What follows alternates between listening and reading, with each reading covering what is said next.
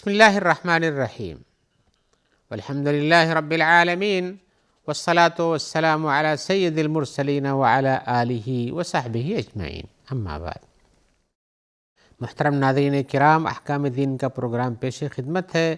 آپ کے سوالوں کے جواب ہم کتاب اللہ اور سنت رسول اللہ صلی اللہ علیہ وسلم اور آثار صحابہ وغیرہ سے جو کہ صحیح ثابت ہوتے ہیں ان سے پیش کرتے ہیں۔ تو آئیے آج کے سوال کی طرف آتے ہیں، لیکن یہ سوال آج کا ہی نہیں، اس سے پہلے کا بھی ہے۔ وہ یہ تھا کہ ہم لوگ عید الاضحیٰ کے موقع پر مارکیٹ میں کچھ ایسے بکرے بھی دیکھتے ہیں جن کے جسموں پر اللہ پہلے سے کسی اور کلر میں ہوتا ہے، یا محمد کسی اور کلر میں رہتا ہے۔ ان کا مطلب یہ ہے، جیسا ہم نے بھی سنا ہے اس بات کو، کہ پورا بکرا سفید ہے لیکن اس کے بال میں ایک جگہ اللہ کا نشان بنتا ہے کالے کالے بالوں میں، یا محمد صلی اللہ علیہ وسلم کا نشان بنتا ہے کالے کالے بالوں میں، یا اس کے برعکس کہہ لیجئے، لیکن عام طور سے یہ نشان کالے بالوں ہی سے ظاہر کیا کرتے ہیں۔ تو یہ پوچھنا چاہتے ہیں کہ کیا یہ کوئی معجزہ ہے یا یہ کرامت ہے اس بکرے کی، اس کی کیا حقیقت ہے، اور اس کا اتنے قیمت میں بیچا جانا کیا یہ درست ہے؟ تو آپ بھی اس سے قسم کے باتوں کو سن کر کے تعجب میں پڑتے ہوں گے، لیکن پہلی اس بات کو سمجھ لیں کہ معجزہ یا کرامت سمجھنا اس میں 100% غلط ہے۔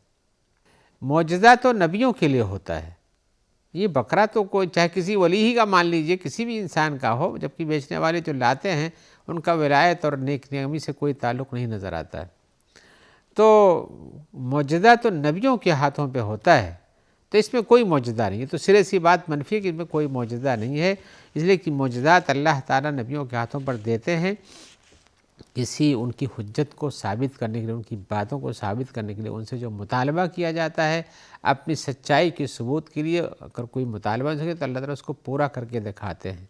جیسے حضرت صالح علیہ السلام کی اونٹنی ہے، جو انہوں نے مطالبہ کہ ہم کو ایسی اونٹنی چاہیے جو 10 مہینے کی حاملہ ہو اور پہاڑ سے نکل کے آئے، تو انہوں نے دعا کہ وہ اونٹنی پہاڑ کے اندر سے نکل کے آئی۔ اس کا قصہ آپ پورا قرآن مجید میں دیکھیں گے تو آپ کو ملے گا۔ تو اس قسم کے معجزات ہوتے ہیں۔ رسول نے شق القمر کیا، یعنی چاند کو 2 ٹکڑے کر دیا، آپ کے معجزے سے ہوا۔ حضرت ابراہیم کا معجزہ ہوا کہ آگ ٹھنڈی ہو گئی، اور حضرت موسیٰ کا معجزہ ہوا کہ جس سے پار کرنا تھا، جس پانی سے، جس نہر سے یا دریا سے، وہ 2 حصے میں بٹ گیا اور پل کے یعنی روڈ بن گیا۔ تو اس قسم کے معجزات اور بھی سارے نبیوں کے ساتھ ایسی چیزیں پائی جاتی ہیں، اب ان کی تفصیل میں ہم نہیں جانا چاہتے ہیں۔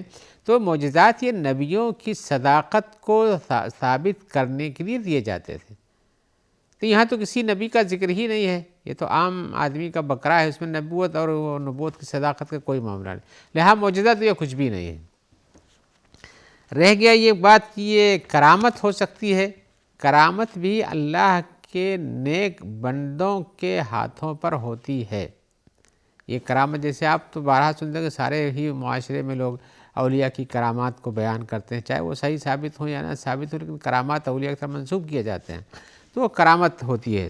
لیکن یہاں اس بکرے کے اندر کیا کرامت ہو سکتی ہے؟ بکرا کون سا ولی ہے جس کے لیے کرامت ثابت ہو، یا بکرا پالنے والا کون سا ولی ہے جس کے لیے کرامت اللہ تعالیٰ ثابت کرائیں؟ لیکن یہ کام کیسے ہوتا ہے؟ ویسے بھی آپ جانتے ہیں کہ اگر کسی کو گدنا لگا دیا جاتا ہے، وش میں ڈالا جاتا ہے، تو جب یہ چمڑا کالا ہو جاتا ہے، اور اس کالا پن کے ساتھ ساتھ اس پر جو بال اگتا ہے وہ بھی کالا ہو جاتا ہے۔ آپ کسی سفید رنگ کے بکرے میں اس طرح سے پہلے سے نشان بچپن ہی سے بنا دیں اور اس کے اندر سرما بھر دیں، تو وہاں سے کالے پن کا بال ظاہر ہوگا، کالا پن اس چمڑے میں بھی ظاہر ہوگا اور بال بھی کالا نکلے گا۔ آپ کہیں کہ یہ کرامت اس بکرے کی ہو گئی ہے۔ تو یہ ساری چیزیں اس قسم کی جو کی جاتی ہیں لوگوں کا مال کھانے کے لیے کی جاتی ہیں، نہ اس سے کرامت میں ہے نہ یہ معجزہ میں سے ہے، لیکن لوگوں کا مال باطل طریقے سے پیش کر کے کھانے میں ہے۔ یہ باطل اکل اموال الناس بالباطل ہے، یہ باطل طریقے سے لوگوں کا مال کھاتے ہیں۔ اب لوگ کچھ ہوتے ہیں سادہ مزاج جو حقیقتوں کو نہیں سمجھتے، یا کہ ان کے پاس ہوتا ہے نام اپنا دکھانے کے لیے کہ ہم نے ایسا بکرا خریدا جو اس کلر کا تھا، اور وہ ایسے نہیں، یہ خرید کے لے جاتے ہیں صرف اخلاص کے ساتھ ذبح کر دیں، نہیں، اس کو تو لے لے کے جگہ جگہ گاؤں گاؤں پھراتے ہیں، اس کا اشتہار دیتے ہیں، یوٹیوب میں ڈالتے ہیں تاکہ پتہ چلے کہ ہاں یہ بکرا فلاں آدمی نے خریدا ہے، 1 لاکھ میں، 2 لاکھ میں، 4 لاکھ میں، جیسے اس کی قیمت بنتی ہو، جیسے وزن ہو، اس کی خوبصورتی ہو۔ تو یہ کوئی بھی یہ کرامت کی چیز مان لیتے، اس کرامت کے ساتھ جس نے خریداری کی ہے، جس نے بیچا، دونوں کا مقصد ہی اخلاص نہیں ہے۔ تو یہ سب چیزیں تو خرافات کی ہوتی ہیں۔ آئیے ہم اس کو تھوڑی اور تفصیل بیان کر دیتے ہیں۔ رسول اللہ صلی اللہ علیہ وسلم کے زمانے پر بھی رسول اللہ صلی اللہ علیہ وسلم کے اوپر بھی لوگ اس طرح سے اتہام باندھتے ہیں، اس لیے کسی چیز کو رسول کی طرف منسوب کر دیجئے، جیسے یہاں پر نام محمد صلی اللہ علیہ وسلم کا آ گیا یا اللہ کا نام گندہ ہو گیا اس پر، تو یہ بڑی عظمت ہو گئی اس کی، ان کے حساب سے۔ ایسے ہی کہیں کوئی ایسے مال کی خاطر حدیث بھی گڑھ لیتا ہے کہ رسول نے ایسے کہا ہے، کسی اور کو خوش کرنے کے لیے، کسی اور کا مقام بڑھانے کے لیے۔ آئیے ایک اس قسم کا قصہ سناتا ہوں آپ کو۔ یہ ایک غیاث بن ابراہیم النخعی ہیں، ایک راوی ہیں، جو مہدی خلیفہ جو تھے ان کے پاس گئے، انہوں نے، مہدی کی ایک عادت تھی کہ وہ کبوتر بازی کیا کرتے تھے، کبوتر لڑاتے ہیں، اڑاتے ہیں، جیسے آپ شاید نہ جانتے ہو، لیکن ہم نے دلی شہر میں اس کام کو بہت دیکھا ہے۔ تو صبح صبح لوگوں کا یہ کام ہوتا ہے۔ تو جب ان کے پاس آئے تو لوگوں نے کہا کہ بھائی تم محدث آدمی ہو، تم ان سے کوئی حدیث بیان کرو، مہدی سے، جو خلیفہ ہیں اس وقت کے۔ تو انہوں نے کیا حدیث بیان کی؟ کہا لا سبق الا فی نسل او خف او حافر، پھر آگے بڑھا دی، حدیث یہیں ختم ہو جاتی ہے، اصلی حدیث یہیں ختم ہو جاتی ہے۔ آگے نے کہا او جناحن، ترجمہ یہ ہوتا ہے کہ مسابقت کرنا آپس میں جائز نہیں ہے، سوائے اس کے کہ تیر اندازی میں ہو، یا کہ گھوڑ دوڑ میں ہو، یا کہ کسی جانور پہ ہو، جیسے گھوڑے ہوتے ہیں یا ایسے اونٹوں پر ہو۔ یہاں پر آپ نے بتایا یہ، لیکن انہوں نے کیا پڑھا؟ او جناحن، یا کسی پر میں ہو، جیسے بازو جو تھے چڑیوں کے جیسے بازو ہوتے ہیں۔ تو انہوں نے مہدی کی اس شوق کی مناسبت سے حدیث گڑھ کر کے اس کے ان کام کو جائز ٹھہرانے کی کوشش کی۔ تو مہدی نے جب سنا اس کو تو کہا کہ ٹھیک ہے، تمہارا جو انعام ہوتا میں دے دیتا ہوں۔ اس کے بعد کہا کہ میں جانتا ہوں کہ تمہارے سر میں جھوٹ بھرا ہوا ہے۔ پھر اس کبوتر کو ذبح کرا دیا، ختم کر دیا، اور اس کے بعد اس سے چھوڑ دیا، اس لیے کہ اس کی وجہ سے ان کے ایک صاحب کو حدیث گڑھنی پڑی۔ ایسے ہی ایک صاحب مہدی کے پاس اور بھی ایک آدمی نکلے جو کہ ایک جوتا لے کر آئے، کہا کہ رسول اللہ صلی اللہ علیہ وسلم کی جوتی ہے، یہ آپ کی چپل ہے، آپ کی جوتا ہے، اور اس کو بہت اچھا اصل لپیٹ کے لائے، پیش کیا سب کے سامنے بڑی تعظیم و تکریم کے ساتھ۔ مہدی نے لے لیا اس کو، ان کو ایک انعام بھی دے دیا۔ پھر اس کا کہا کہ دیکھو، اس آدمی کے اندر جو اعتقاد ہے یا کہ جھوٹ بولتا ہے، لوگوں کو بتا چکا ہے یا کہے گا بعد میں جا کر کے کہ ہم نے رسول کی جوتی پیش کی اور انہوں نے اس کو ٹھکرا دیا۔ تو انہوں نے لیا، اس کی تعظیم تکریم کی، اس کو انعام دے کے بھیجا۔ کہا کہ یہ لوگ جاہل جو ہوتے ہیں، ان کے پاس حقیقت کا علم نہیں ہوتا، اور کسی بھی چیز کے اندر ایک عظمت بنا کر کے اس کو لوگ اندر پھیلا کر کے گمراہ کرتے ہیں۔ تو یہ طریقہ تو پہلے سے تھا۔ تو ایسے ہی کسی بکرے کے اوپر نام ظاہر ہو جائے جبکہ وہ بنایا ہوا ہے، کام کیا ہوا ہے، ایسے ہی آپ اتنی لمبی تاریخ پڑھتے ہیں، کہیں اس کے پہلے کہیں ملا کہ کسی بکرے یا گائے یا بیل یا قربانی کے جو جانور ہوتے ہیں ان کی پیٹھ پر اس طرح سے اللہ کا نام ظاہر ہو، باقاعدہ نام لکھا ہوا پتہ چلے، یا محمد صلی اللہ علیہ وسلم کا نام ظاہر ہو، ایسا کچھ نہیں۔ لیکن یہ ہاتھوں کا کام ہوتا ہے جس کی وجہ سے ایسا بن جاتا ہے۔ تو اس کی بنیاد پر کیا کرتے ہیں؟ بہت اچھی قیمت لیتے ہیں، اور اچھی قیمت لینے کے ساتھ ساتھ جو ہے اس کو اچھی قیمت کے ساتھ جو ہے حقیقت میں اس پہ دھوکہ دیتے ہیں لوگوں کو۔ آئیے ہم ایک اور سوال کی طرف چلتے ہیں۔ سوال یہ ہے کہ یہ بھی بکری سے تعلق اس سوال کا ہے۔ انہوں نے لکھا ہے کہ ہم کو 2 سال پہلے ایک بکری ملی تھی میدانی علاقے میں، اور میں کسی کو جانتا نہیں کس کی ہے، ہمارے آس پاس کے جو کچھ لوگ تھے ان سے ہم نے بتایا، لیکن کوئی ملا نہیں کہ چکا ہے کہ ہمارا ہے، یہ مال ہمارا ہے یا بکری ہماری ہے۔ بکری ہمارے پاس رہی، 3-4 سال گزر گئے، اس کے کئی بچے ہو چکے ہیں، ابھی میں کیا کروں ان کا؟ تو یعنی کیا کروں گا مطلب یہ ہے کہ اس کو چھوڑ دوں یا اس کا ذبح کر دوں یا کرا دوں، کیا کروں اس کا؟ تو ہم بتانا چاہتے ہیں کہ دیکھیے حقیقت میں ایسے جانور جو ایسے ہی ضائع طرح سے چھوڑ دیا جائے، ان کو کوئی شکاری جانور شکار کر لے، جیسے بھیڑیے ہیں کھا جاتے ہیں، یا کہ ان سے بڑے کچھ جانور جو وحشی ہوتے ہیں شکار کر کے کھا جاتے ہیں، تو ایسا ہو جائے تو ایسے سے حکم دیا گیا ہے کہ ایسے جانوروں کو پکڑ کر کے اور ان کا جو ہے ان کا انتظام کرو، ان کو اپنے پاس رکھو، تو اس طرح سے ان کو ضائع مت ہونے دو، تو اس طرح سے ضائع ہونے سے روکا گیا ہے۔ تو آپ نے جو کام کیا کہ اس بکری کو باندھ لیا اور اس کو اپنے پاس رکھے رہے، اپنے ریوڑ کے ساتھ ہو چاہے تنہا ہو، تو آپ کی ذمہ داری تھی، جیسا کہ حدیث میں آیا کہ آپ کو 1 سال تک اس کے بارے میں اعلان کرتے رہنا چاہیے کہ بھئی ہمارے پاس ایک بکری ملی ہے، ایسی ایسی ہے، جس کی ہو آ کے لے جائے۔ اور اگر آپ کو کوئی نہیں ملا اس کا لینے والا، تو پھر آپ کے پاس 2 حل ہے، یا تو آپ اس کو ذبح کریں کھائیں، اور اس کی قیمت اگر کوئی مل گیا لینے بتانے والا کہ ہماری تھی تو آپ اس کی قیمت دے دیں، یا ایک ہی آپ کے پاس ایک حل یہ ہے کہ آپ اس کو بیچ دیں، اور بیچ کر کے اس کی قیمت جو ہے اس آدمی کے نام سے صدقہ کر دیں۔ اگر وہ آیا اور مانگا کہ نہیں ہم کو اپنا پیسہ چاہیے، تو آپ پیسہ دے دیجئے، وہ ثواب آپ کے نام چڑھ جائے گا انشاءاللہ۔ اور اگر وہ پہ راضی ہو گیا کہ چلیے آپ نے صدقہ کر دیا، گم ہو گئی تھی، ہمیں ثواب بھی ملے گا، تو پھر آپ کی گلو خلاصی ہو جاتی ہے۔ حدیث میں آیا ہوا ہے من آوا ضالۃ فہو ضال ما لم یعرفھا، اگر کوئی آدمی کسی گمشدہ جانور کو اپنے پاس باندھ لیتا اور اس کی پہچان نہیں کراتا ہے، تو یہ گمراہ انسان ہے، لہذا آپ کو اس کو چھپا کے رکھنے کی ضرورت نہیں ہے، بلکہ اس کی پہچان کرانا چاہیے۔ کوئی لوگ کہتے ہیں کہ ارے ہم نے پال لیا اور وہ کوئی لینے ہی والا نہیں آیا۔ ارے کوئی لینے والے آیا تو آپ نے اعلان ہی نہیں کیا، تو کیسے کسی کو پتہ چلا کہ یہاں کے پاس کوئی بکری آئی ہوئی ہے؟ تو انسان کو کوئی بھی چیز ایسی ملتی ہے جو گری پڑی ہوئی ہے، اس کے بارے میں حدیث کے اندر تحریر ہے کہ 1 سال تک آپ کو اس کی پہچان کرانی چاہیے، اعلان کرنا چاہیے۔ اعلان کہاں کرتے ہیں؟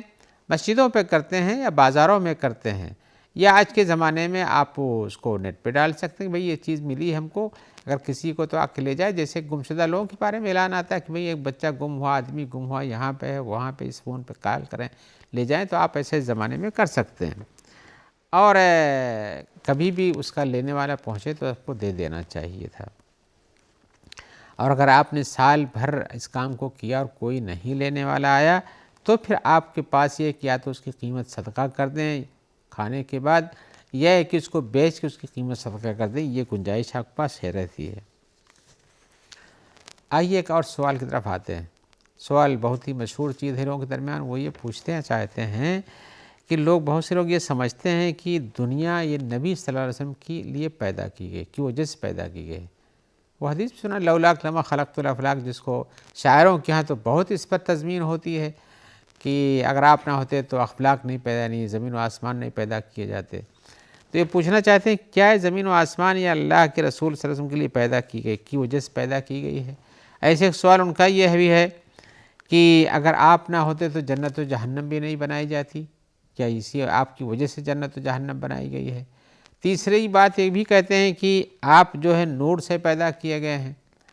یہ پوچھنا چاہتے ہیں ہمارے بھائی کہ کیا یہ ساری باتیں صحیح ہیں، اور اگر نہیں صحیح ہے تو کیا کہیں ہم ان سے؟ تو ہم جواباً میں کہیں کہ یہ تینوں چیزیں جو آپ نے بتائی ہیں یہ صحیح نہیں ہیں۔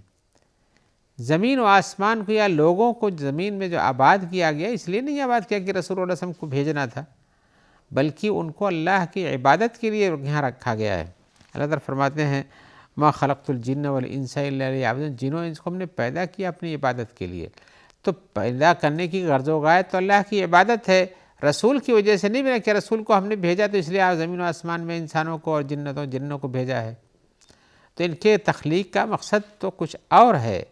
اسی طرح سے یہ سب غلو میں سے ہے کہ لوگ رسول وسلم کے بارے میں کچھ ایسی باتیں بھی منسوب کر دیتے ہیں جو غلط ہیں۔